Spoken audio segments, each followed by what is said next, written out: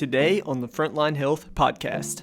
Earlier, 50% of patients who are depressed typically have MTHFR. We know that it affects fertility. We know that it can affect after birth. Those who had cleft palates, they tend to have a higher likelihood that their mother was someone who had the MTHFR gene mutation. So it affects all kinds of things. And we know that it's linked to a lot of cardiovascular issues because of the increased homocysteine levels. It seems to make the endothelial lining of our blood vessels a little bit more brittle and cause some cardiovascular damage. Welcome back to the Frontline Health Podcast, where we share health news, tips, and insights to help you elevate your health and your life. I'm your host, Evan Patrick, and with me is our founder and CEO of Centurion Health, Troy Duell. How are you doing? Good, man. How are you? Doing well. Excited to talk about an often overlooked topic in functional medicine, which is that of methylation. If you're feeling tired, foggy, or moody for no clear reason, this episode's going to shine a light on what might be going on under the hood. But before we get into the science, Troy, can you explain why methylation matters and why it's becoming a popular topic of conversation today? Yeah, I mean, methylation affects so many different areas of our health, and I think that's the biggest issue. We know that it affects people who are suffering from fertility issues, chronic illnesses, mental health issues. And really, what we need to do is kind of step back and go back to the basics, because normally what we're doing in medicine is trying to treat the symptoms. And what we really want to try to do is treat the root causes of what's going on. So if that tends to be methylation, I think that's where we need to step in and really start attacking those problems at the source and increase fertility rates, reduce that chronic illness, and do so many of those things that we're trying to do with treating the symptoms and really get to kind of the source of what's going on. You know, you're so right, Troy, and it's exciting that so many people are beginning to take a proactive approach to their health and to try to get ahead of these problems before they happen. To add on to that, I've heard stories of so many people who have these unexplained health issues and seemingly like issues that just came out of nowhere. They have chronic fatigue, maybe they have chronic pain, insomnia, brain fog, they're constantly getting sick, they feel anxious or depressed, whatever the case may be. Could it be that for many of these people, what they're actually dealing with is poor methylation? You know, that's a great question, and in many cases I think that is true. And I honestly think that probably should be the starting point for healthcare instead of an afterthought, which tends to be the issue currently. It tends to be an afterthought. So we know that if you have fertility issues, we've talked with fertility specialists and experts that have said if you support the methylation cycle and do a better job of that, it would probably take care of 50 to 60% of the patient load that they're currently dealing with.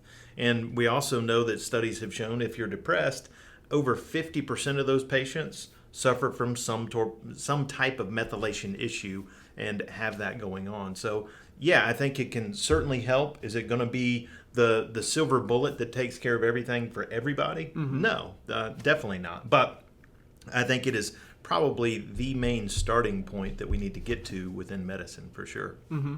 Why do you think methylation isn't looked at first? I think a lot of it is because we're trying to treat symptoms. We're not necessarily going after what is the root cause, because the truth is if we have a symptom and we're suffering from it, most of us want to go in and we want to have it taken care of right away.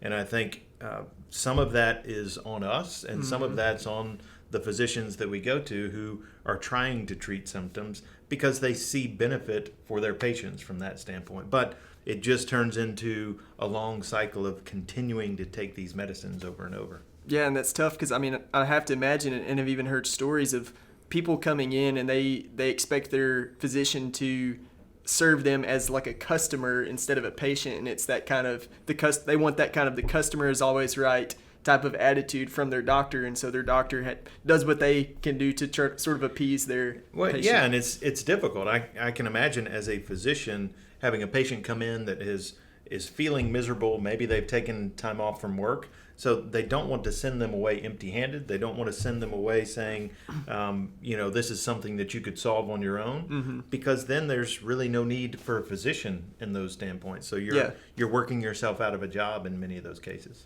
Yeah. So to get into the science a little bit, methylation sounds like something that's super technical. What are we actually talking about when we talk about methylation? Well, methylation is really a simple process. All we're talking about is adding a methyl group, which is a carbon atom and 3 hydrogen atoms, to another molecule.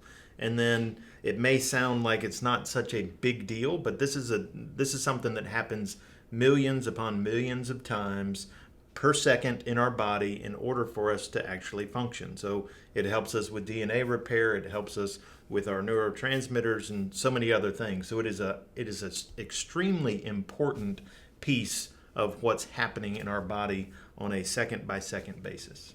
So it's not like it sounds just a chemistry lab process, it's how your body actually stays balanced. Absolutely. So methylation affects our detox. It affects how our genes are actually expressed within our body. It affects, like I mentioned, the neurotransmitter production, which means it regulates our moods. It helps with depression, as we've already talked about. And we know that it also affects cardiovascular health. So it is a huge, huge piece of the process to stay healthy and stay at equilibrium if we can. Mm-hmm. So can you walk me and our listeners through this process? Where does it begin? I like to think of methylation kind of like a clock. So at the 12 o'clock position, you've got methionine. So methionine is a protein that we typically get through our meats. And from methionine, it interacts with an enzyme in our body called S-adenosylmethionine synthase. Just a fancy word for an enzyme that creates this issue creates a process in the body that breaks down methionine to where it can add a methyl group to SAMe, and then from SAMe it becomes the greatest methyl donor in our body, and SAMe then helps produce that DNA. It helps produce the RNA, the neurotransmitters, and everything else that goes on. So SAMe is kind of like a delivery truck handing out methyl groups. That's right. So it is giving off these methyl groups, and then from those methyl groups, it turns into homocysteine. And from homocysteine, it either gets broken down into cysteine. So that SAMe, if you're thinking of the clock, you have methionine up at the top, you have SAMe at the 3 o'clock position, and then at the 6 o'clock position, you've got homocysteine that either gets flushed out of the body and turns into cysteine, or at the 9 o'clock position, homocysteine combines with folate and methylfolate and methylcobalamin in order to turn back into methionine and start that cycle all over again. Okay, so that's when things go right. What happens if this process gets disrupted? The whole process breaks down and slows down. So you're no longer producing the neurotransmitters you need, which leads to that depression. You're no longer able to develop within your body the ability to stay fertile, which is where infertility comes from. Fatigue starts to take place, and you get that brain fog. So all of that starts to take place, and typically where we're finding that happen is when homocysteine is trying to turn back into methionine. So you have this buildup of homocysteine levels because you're not getting the methylfolate or the methylcobalamin that your body needs in order to break down homocysteine. Mm-hmm. Yeah, it really is mind-blowing just to think about how many different different aspects of your health this process impacts. So this is impacting everything from mood to memory. Absolutely. So methylation turns norepinephrine into epinephrine. It supports the synthesis of dopamine, serotonin, and even melatonin, which all can affect our mood and our sleep. So huge. Mm-hmm. So what factors affect whether the methylation cycle is running smoothly or not? Great question. One of the biggest things is our intake of B vitamins. So we know we need to have B6, B9, which is folate, and B12, but they can't be your basic over-the-counter type vitamins. They need to be bioavailable, they need to be methylated so your body can actually use them. The second thing is alcohol. We know that alcohol and environmental toxins in particular really start to break down our methylation and can interfere with that methylation cycle. And the final one is genetic. So MTHFR, which stands for methylene tetrahydrofolate reductase, is actually an enzyme that some people have a genetic mutation which keeps us from being able to use that enzyme in our body, and it slows that whole process down. And the only way to bypass that is to get the right forms of vitamin B in your diet or through supplementation. And some of our listeners might be familiar with that MTHFR piece when it comes to fertility. Maybe they've been told they, possibly have MTHFR, and that's why they're having a hard time getting pregnant or something along those lines. But that affects other aspects of their health as well. Absolutely. So we know that, like we mentioned earlier, 50% of patients who are depressed typically have MTHFR.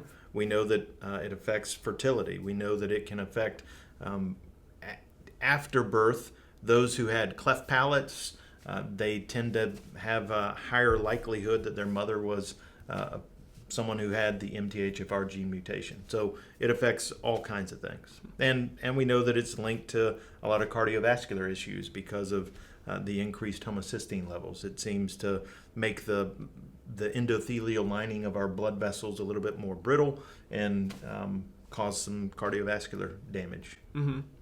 So even if you're eating well and you're getting nutrients in your diet, like those methylated B vitamins that you mentioned earlier, genetics might still throw a wrench in things? Absolutely. So genetics are really the key driver with this homocysteine thing. There are certain things we can control, which is our diet and how we supplement and avoiding certain environmental toxins. But the one that we can't control is our genes. And if you have this MTHFR gene mutation, you can't avoid it, but you can start to supplement and understand the things that you can do to kind of take control of your health, and know that if you supplement with some methylfolate or methylcobalamin, then you can bypass that issue even at that point. So is there any targeted support that can help people sort of optimize this cycle? I know you mentioned the methylated B vitamins, and I think you said before that those kind of bypass that gene when people do have MTHFR, that's preventing them from breaking down those homocysteines or just having different issues related to that. Is it true that those methylated B vitamins can bypass that? It is, because it's basically like a bridge. So we know that what MTHFR gene mutation does is it keeps the body from being able to break down the folic acid that we take in our diet. So the way that you bypass that is give your body what it already needs in the form that it already needs, so you don't have to break that down, and it allows it to get on there, or get into your body and create the effect that we're hoping to have. So what would be that targeted support that you would recommend that would help people optimize methylation? Yeah, I think for Centurion Health in particular, we've developed a product called Purelor CI, which provides those active B vitamins. But the truth is, and I'd love for anybody who's listening to take Purelor CI, especially if they have an MTHFR gene mutation.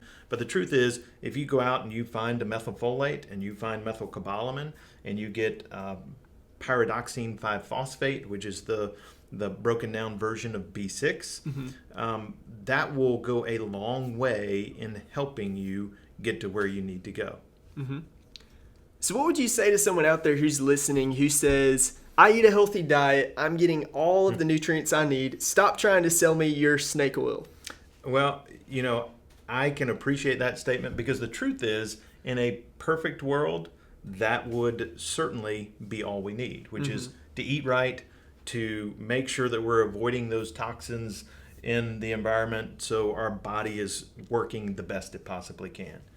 But we know that, unfortunately, our diet now, even if we're to eat it the healthiest, and we're eating organic and we're eating clean, that not all of those nutrients that we thought we were once getting are as nutrient, or those foods that we're getting in are not as nutrient dense as they once were.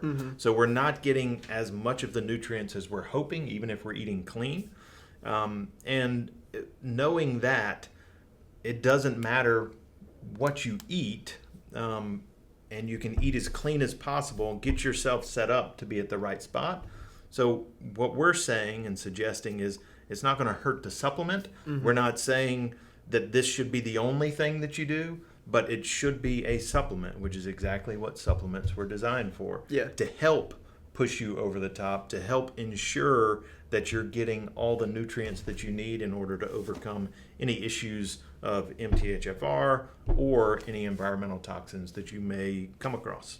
Yeah, and it was so mind-blowing to me when I first learned that our foods are not as nutrient dense as they once were here in the U.S. You were the first one to kind of educate me on that. I had a conversation recently with a farmer who was talking about that very same thing. I was listening to another podcast where somebody was talking about that. And so I think it's interesting that people are starting to realize that, we do have an elevated need for supplementation, because these vitamins that were once rich in our foods that we were growing, now for different reasons, our topsoil being depleted, different farming practices, they're not as nutrient rich as they once were. So supplementation is kind of a necessity when it comes to specifically methylated B vitamins. Yeah, I don't think you can go wrong with supplementing, because even if you supplemented and you were having the best diet in the world, our bodies will still respond well to getting more of that good stuff in our bodies. And if we don't need it, typically we just get it out of our system. Mm-hmm. So it's not something that we hold on to. Very, very, impossible to overdose on things that you're supposed to have in your body anyway. Yeah. So what advice would you give to someone who's dealing with infertility, chronic conditions, or mental illness, or anyone who wants to improve their methylation to see if it can help them improve their overall health? That's a great question. I really think there are probably 3 recommendations that I would go with. First, optimize your B vitamin intake. So make sure you're getting the methylfolate, make sure you're getting the methylcobalamin, make sure you're getting the pyridoxal 5-phosphate, and get those core nutrients that are needed in the methylation cycle. And from there, I would say kind of the second recommendation is to reduce that toxin load. So does that mean doing away with alcohol? Probably. Especially if you're having an alcohol or a drink every day, reduce that.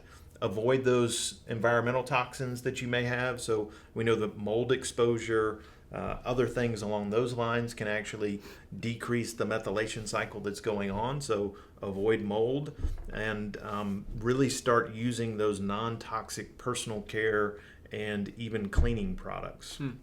And change your diet. So start eating those vegetables that we know will help support that. So that means green leafy veggies are number 1 on the list. Your cruciferous vegetables are some that you need to go after. So get after that. And then recommendations of using the sauna and other salt baths, because we know that saunas can help pull some of those toxins out of our body. And then the final thing would be certainly to manage your stress and get plenty of sleep, because we know that poor sleep depletes our B vitamins and messes up our methylation cycle, as well as increased stress. So if you can manage your stress by increasing your faith or time spent in prayer or meditation, then that's always a good way to do it as well. Yeah. Thanks, Troy. That was super insightful. And to our listeners, if you've been stuck in a cycle of unexplained fatigue, stress, brain fog, it might be time to explore your methylation status.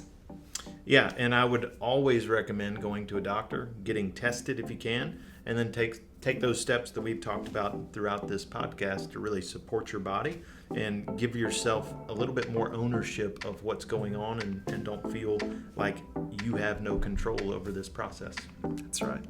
Thank you for listening to this episode of the Frontline Health Podcast by Centurion. Go out and take ownership of your health today, because you are your best health advocate. We'll see you next time. If you enjoyed what you heard today on the podcast, please consider leaving us a review. We would love to hear your feedback and connect with you further. You can also follow us on Instagram, X, TikTok, and YouTube. And for safe, effective, and affordable health and wellness products made in the USA, visit www.centurion.health. Thanks for listening. We'll see you next time.